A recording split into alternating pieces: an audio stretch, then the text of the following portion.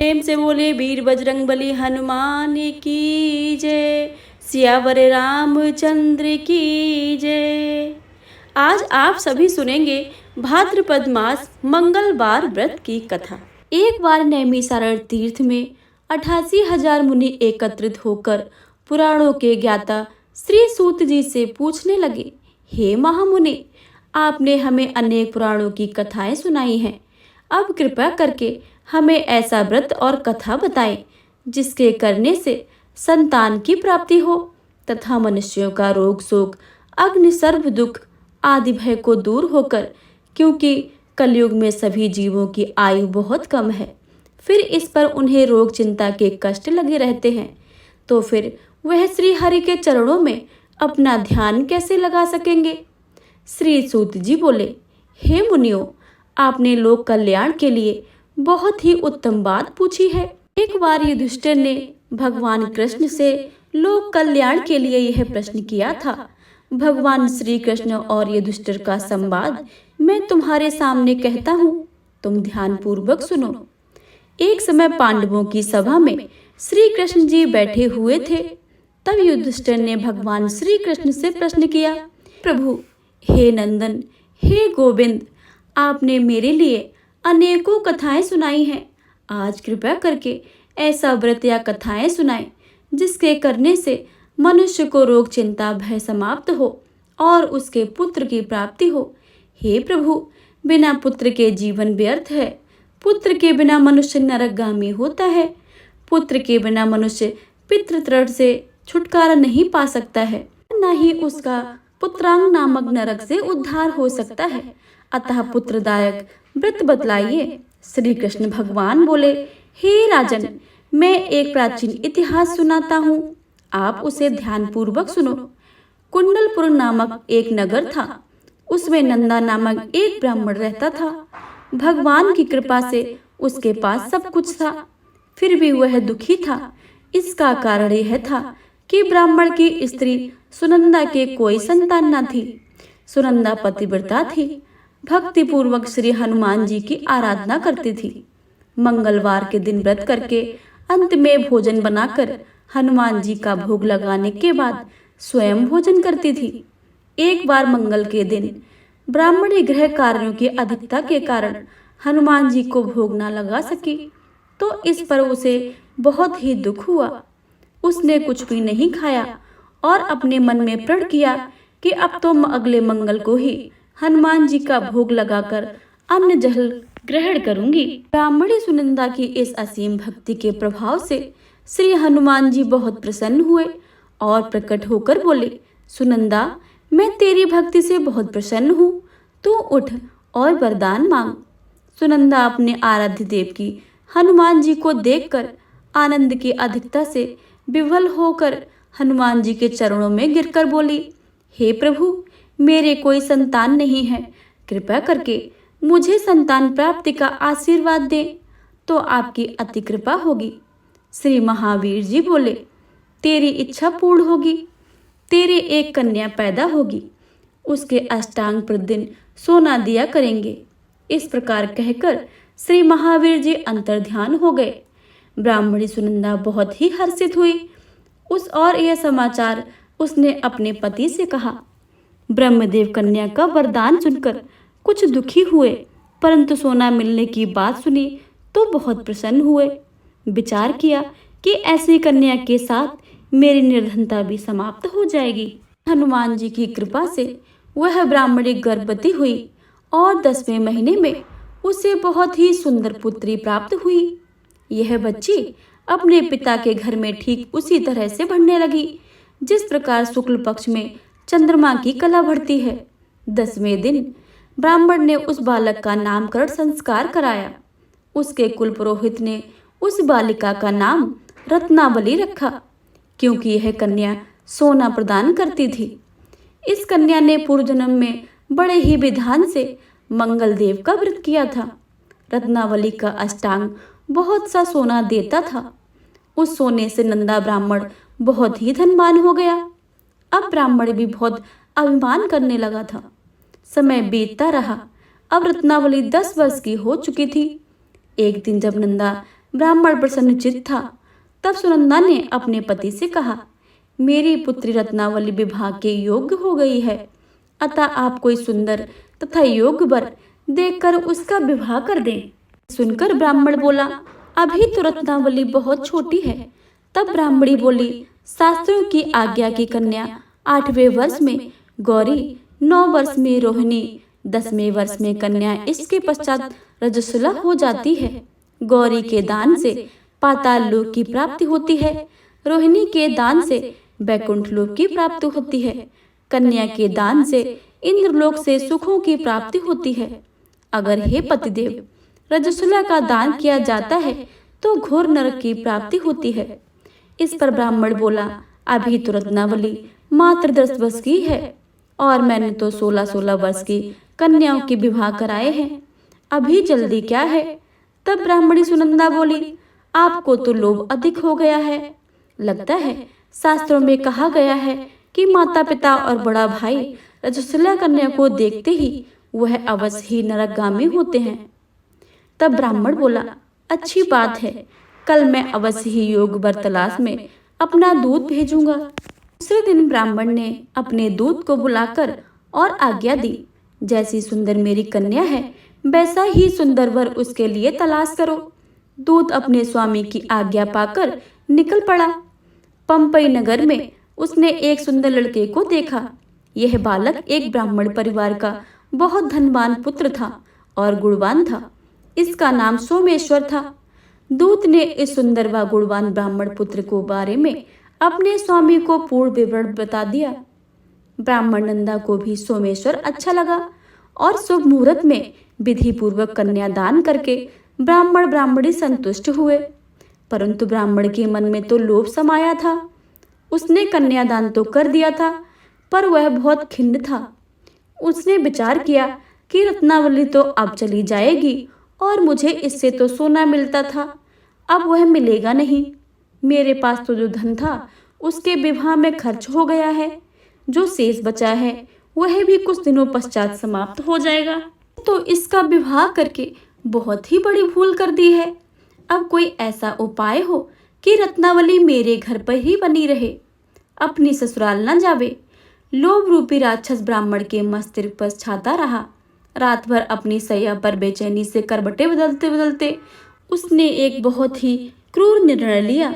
उसने विचार किया कि जब रत्नावली को लेकर उसका पति सोमेश्वर अपने घर के लिए जाएगा तो वह मार्ग में छिपकर सोमेश्वर का वध कर देगा और अपनी लड़की को अपने घर ले आएगा, जिससे नियमित रूप से उसे सोना भी मिलता रहेगा और समाज का कोई मनुष्य दोष भी नहीं देगा। प्रातःकाल हुआ तो नंदा और सुनंदा ने अपने जमाई और लड़के को बहुत सारा धन देकर विदा किया।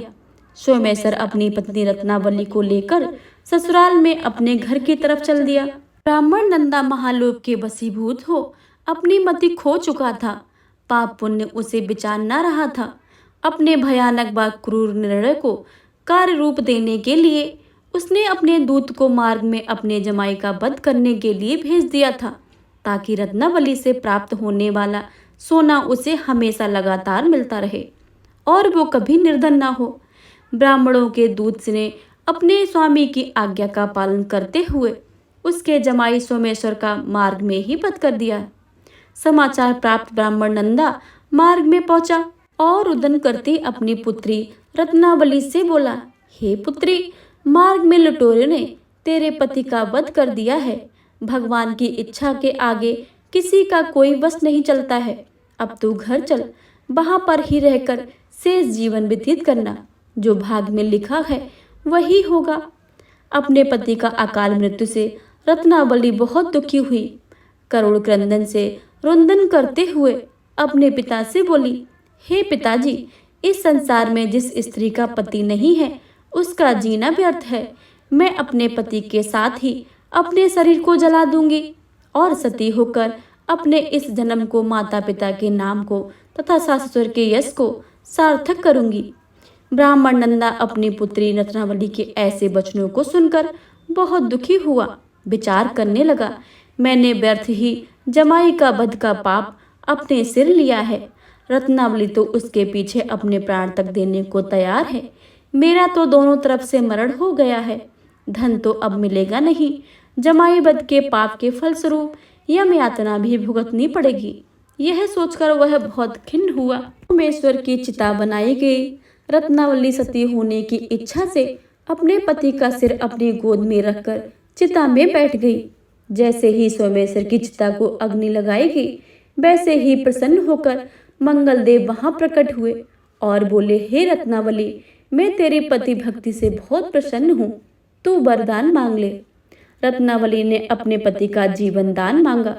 तब मंगलदेव बोले, रत्नावली, तेरा पति अजर अमर है, यह महाविद्वान भी होगा और इसके अतिरिक्त तेरी जो इच्छा हो सो वर मांग ले।